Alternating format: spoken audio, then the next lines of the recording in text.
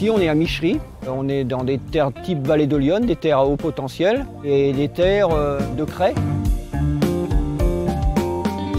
Le GAEC Thibault, c'est une exploitation agricole bio, en grande culture, avec de la transformation. Alors le GAEC existe depuis 1991, créé par mon père, Marc Thibault, et son frère, Franck Thibault. Au début, ils n'étaient pas en bio. Après, par un souci, je pense, éthique et pour le bien de la planète, ils ont préféré passer en bio. En fait, on avait déjà beaucoup réduit tout ce qui était les intrants chimiques. On pensait que c'était mieux de réduire. Et puis, on a dit pourquoi pas arrêter complètement les intrants, comme ça on pouvait valoriser mieux nos produits. Là, c'est de l'épeautre. C'est de l'oberkulmer. C'est la variété qu'on prend pour faire nos farines.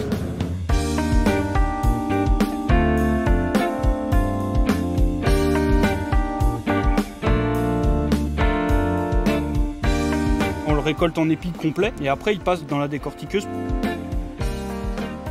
Ça c'est du coquelicot. C'est facile à trier.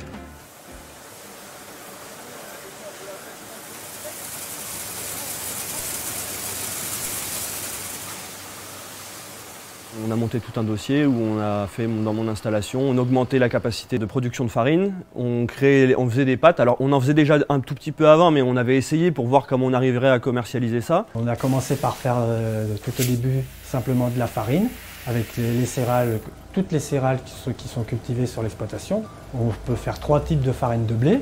On fait de la farine de sarrasin, de la farine de seigle, de la farine de grand et petit épeautre, parce qu'on a voulu faire aussi les deux. Directement du producteur au consommateur, c'est ce qu'ils cherchent de plus en plus. On l'a bien vu quand il y a eu avec la crise du Covid, les gens ils venaient directement acheter de la farine ici. Comme les gens ne savaient pas quoi faire chez eux, ils cuisinaient, ils faisaient des gâteaux, ils faisaient du pain. Pendant le confinement, on va dire, ça a été le défilé des gens qui voulaient de la farine, des pâtes, parce que ils avaient tendance à ne pas en trouver nulle part. Donc on s'est mis à faire 4 fois plus de farine qu'en temps normal et 2 fois plus de pâtes. Et c'est quand même des pâtes déjà semi-complètes, nourrissantes. L'agriculture en France a quand même sa place pour nourrir la population. Et d'un seul coup de ne plus avoir certains produits dans les commerces, ils s'apercevaient que chez les agriculteurs, ils pouvaient les trouver. On a vu les limites du système. Tout massifier à un endroit, quand il n'y a plus de transport, quand il n'y a plus rien, tout s'arrête. On importe la moitié de notre alimentation encore en France, alors qu'on est un grand pays agricole. Il y a quand même quelque chose qui ne va pas. Quand j'étais en formation à Auxerre à la brosse, comme j'étais le seul en bio là-bas, les gens trouvaient ça un peu bizarre. Ils me demandaient ce que j'en pensais, pourquoi c'était mieux que le reste. On avait fait une visite d'exploitation à ce moment-là. Ils étaient venus, ils se demandaient mais comment vous faites pour arriver à vous en sortir? Comme on n'achète aucun engrais, aucun produit de traitement, ce qui coûte très cher, on n'a pas de charge et on vend nos produits plus chers.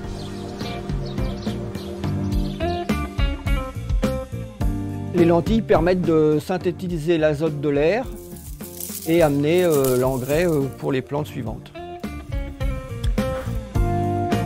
Quand on a commencé en bio, après il y a eu une étude sur le captage d'eau. Ils ont dit au conseil municipal, heureusement que vous avez des bio sur votre commune, c'est ça qui vous protège votre captage. Bon, il y en a qui nous disent, oui, c'est l'agriculture, on ne va pas revenir en arrière, l'agriculture d'avant. Non, moi je trouve que c'est beaucoup plus technique, c'est beaucoup plus difficile. Parce que l'agriculture chimique comme elle est faite actuellement, vous avez un problème, hop, on vous fait une prescription comme un médecin. Vous allez mettre tel produit, puis c'est tout.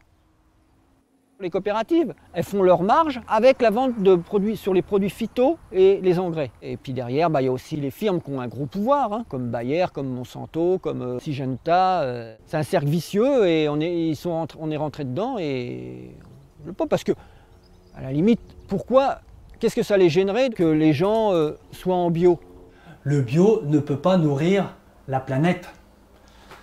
Mais il faut savoir que la plupart des productions agricoles actuelles ne servent pas à nourrir les gens, mais servent à faire du carburant, à faire plein d'autres choses. Mais on est en train de partir complètement à côté de l'élément principal de l'agriculture, c'est de nourrir. Il faut aussi qu'on arrête de gaspiller une partie de la nourriture. Quand on marche en système vente directe, vente locale ou avec les AMAP, on sait très bien que les gens qu'on va avoir en face de nous, s'ils viennent chercher le produit chez nous, c'est pas pour en jeter la moitié, c'est qu'ils consommeront entièrement, hein. On est sollicité tous les jours pour de nouvelles demandes. Il faut vraiment qu'on s'agrandisse pour la transformation. On veut faire un bâtiment écologique, basse consommation, en bois, isolé en paille.